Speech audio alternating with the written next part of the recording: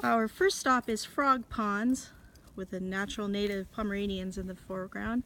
There's a campground here, it looks. It might be private, but I don't think so. This should still be forested. We turned off on the first road we came to when we saw the ponds. Ooh, there's wild strawberry here. Come on, Sheenie. Come on, Sheenie. We saw some Douglas fir on the way up, and this road seems to go right in between. Oh, looks like there's camas growing out in that wet area. There is very little to not a lot of mazama here. Oh, look at the camas here. It's so beautiful. So that's looking east, other west. The dogs are trying to kill me. Oh, thank you. So we saw some pockets of Douglas fir on the way up.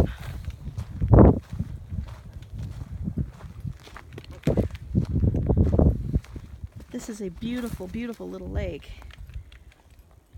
I don't know how deep it is. Can't be more than a couple feet deep though.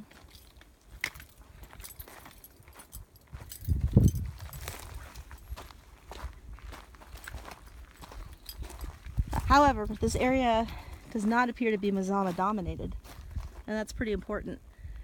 We saw dustings of mazama here and there, but a lot of the road cuts showed nothing but red clay or broken down red Miocene age volcanics.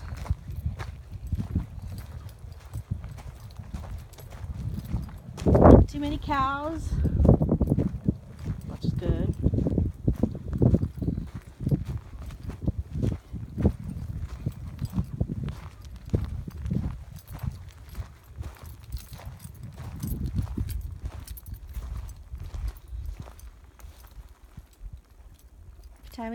Potamageton?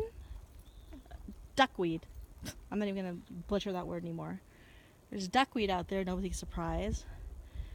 There might be Hyperidaceae out there. I'm not sure. Looks just like a drowned wet meadow, but it's obviously seasonal or we wouldn't have camas growing in it as much as we do. Gooseberry. There's deeper lake right there. There's a better view, panorama view. That's Hager Peak right there.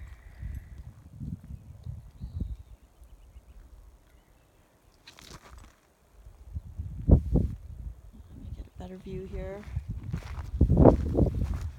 So I know that there's some private land in the north section of this area, and I will find out who owns that in case we want to go over there, or just to let them know what we're doing if we end up coming out here to Core. A lot of wild birds, no big surprise. It's clearly part of the flyover. Oh, and it looks like newfar. I don't know if you can see the yellow plant out there, but there's yellow newfar. That's a really good sign, I think. Means at least it's a fairly decent old body of water. Here's some dried area. And then it just turns to wet marsh. Quite a ways, actually. Looks like about a quarter of a mile, or half a mile.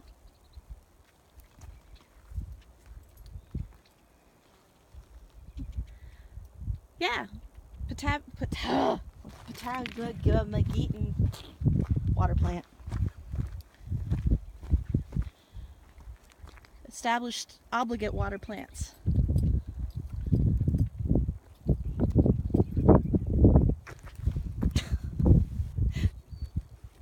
Sure they do.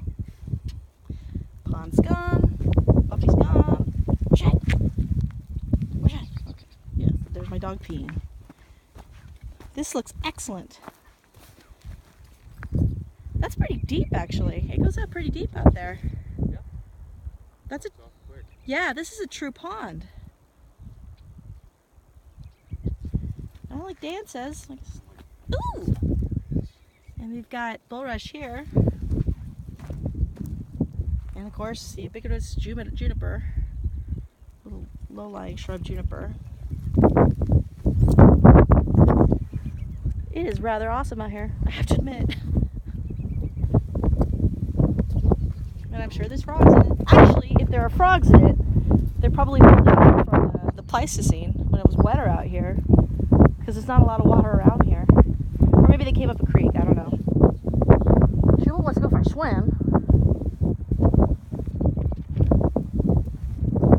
So I can see this as being kind of a tiny amphibian sort of pseudo-refugia, which might also lend itself to say this is really, really old. I don't see any cattails. I would expect to see cattails up here. Anyhow, end of report. This is frog ponds, and I'll yap at my poor phone some more when we get